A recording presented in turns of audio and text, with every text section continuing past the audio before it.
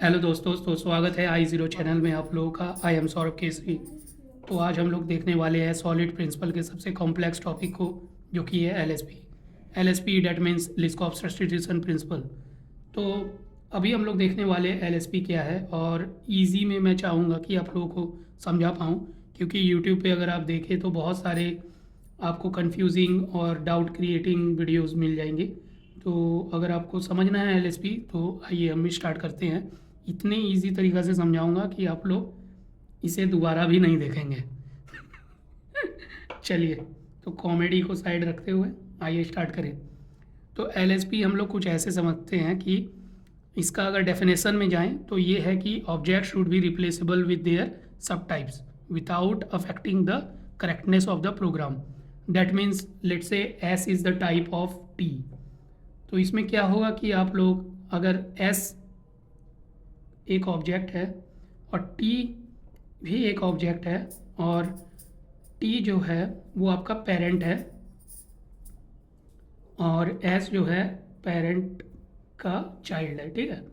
तो इसमें क्या होना चाहिए कि दोनों जो है रिप्लेसेबल होना चाहिए। अगर हम लोग कोड में अगर यूज़ कर रहे हैं तो दोनों रिप्लेसेबल होना चाहिए। If replacing both is not affecting the code then we can say like this is not violating LSP. तो बस सिंपली आपको ये वाला चीज़ याद रखना है अगर आपसे इंटरव्यूअर पूछ देते हैं कि एलएसपी क्या है, क्योंकि मोस्टली अगर आप देखें तो सॉलिड प्रिंसिपल में और कुछ नहीं है, बस एलएसपी एक थोड़ा सा कॉम्प्लेक्स चीज़ है। तो इस पिक्चर को अगर आप याद रख लेते हैं कि टी पेरेंट है और एस चाइल्ड है उसका, और दोनों ऑब्जेक्ट है, तो दोनों रिप्लेसेबल हो जाने चाहिए जहाँ भी यूज़ करना हो। तो अगर ये पिक्टोरियली आप याद रखते हैं अपने ब्रेन पे तो आपको कभी इसे भूलने का टाइम नहीं मिलेगा। तो आइए मैं एक छोटा सा एग्जांपल देके आपको बताऊं कि क्या मैं समझाना चाह रहा हूँ। सो लेट्स से मेरे पास एक क्लास है रेक्टेंगल और एक क्लास है स्क्वायर, ठीक है।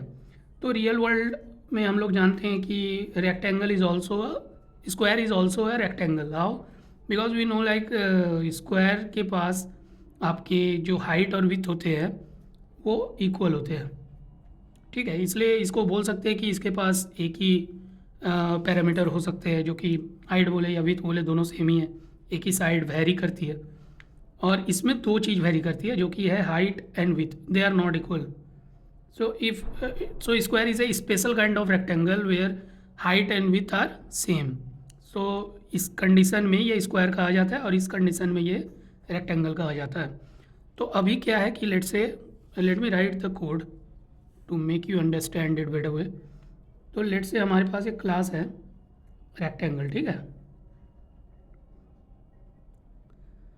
और हमारे पास उसका विथ है, हमारे पास इसका हाइट है, ठीक है।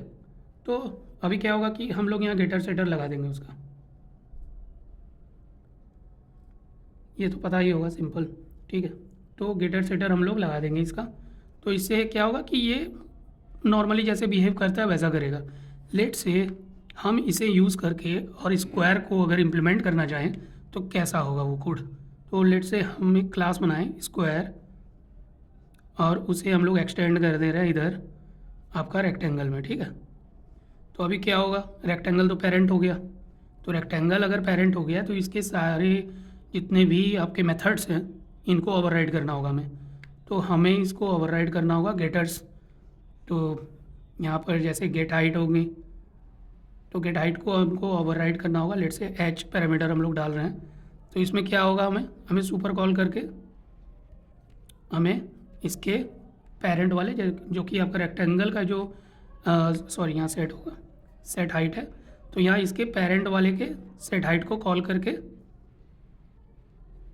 हमें क्या करना होगा, एच को पास करना होगा। सिमिलरली हमें सुपर कॉल करके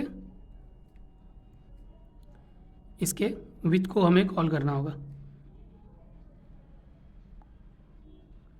ठीक है, और सेम पैरामीटर हमें पास करना होगा। सिमिलरली हमें फिर से इसके सेट विथ को कॉल करके ओवरराइड करना होगा। यहाँ भी ओवरराइड ही रहेगा, यहाँ भी ओवरराइड ही रहेगा। ठीक है। तो यहाँ पे क्या हो रहा है कि सेट विथ जब कर रहे हैं तो यहाँ पर डब्लू पास करेंगे, तो उस समय हम लोग को फिर से वही सेम सुपर कॉल करके सेट हाइट और सेट विथ कॉल करना होगा, जिसमें सेम वैल्यू को पास करेंगे। अगर डब्लू है डब्लू, एच है तो एच। तो इससे प्रॉब्लम क्या होगा कि जब भी हम लोग स्क्वायर का कोई ऑब्जेक्ट बनाते हैं तो वो रिप्लेस नहीं कर पाएंगे। क्यों? क्योंकि जब हम लोग स्क्वायर का, लेट से हम लोग कोई एक स्क्वायर का लेट से हम लोग बनाते हैं, लेट से रेक्टेंगल रेफरेंस लिए, ठीक है, rectangle S Q equal to new square. तो इससे क्या होगा कि हमें जब इसका कॉल करना हो सेट हाइट, तो हमें कुछ वैल्यू डालना होगा, और जब हमें स्क्वायर के विथ को कॉल करना हो तो हमें कुछ और वैल्यू डालना होगा। तो इस केस में क्या होगा कि ये वैल्यू उसका हट जाएगा, ये वैल्यू आ जाएगा। तो उस केस में क्या होगा कि ये बिहेव सही तरीके से नहीं करेगा, क्योंकि स्क्वायर जैसा कि हम लोग जानते हैं कि एक ही उसका वेरिएबल होता है, ना कि दो वेरिएबल होता है। तो इस केस में LSP को कैसे रिजॉल्व करेंगे? तो LSP रिजॉल्व करने का एक सिंपल तरीका है कॉम्पोजिशन यूज़ करना,